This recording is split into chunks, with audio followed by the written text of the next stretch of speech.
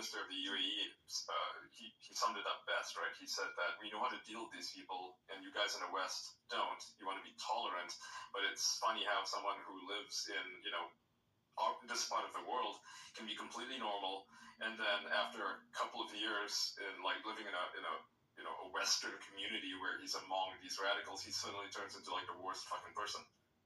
Yeah, I think if you look at it, there is like a huge problem in the UK as well, with like second generation people being like way more radical than their parents are. Yeah, like their parents are normal. Yeah. And this new generation is not about that.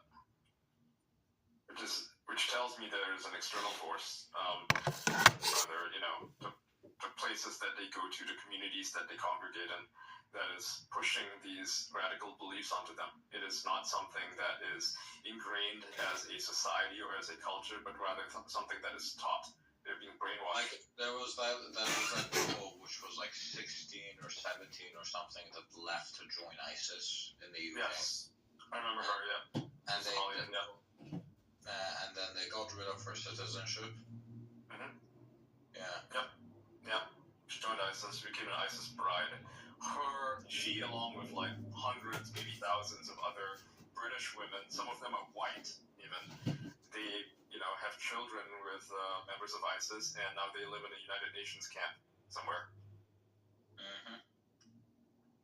And it's, and no one really knows what to do with these kids because they're growing up, okay? Like the last I checked, they were probably like 8 years old or something, so not really a threat to anyone.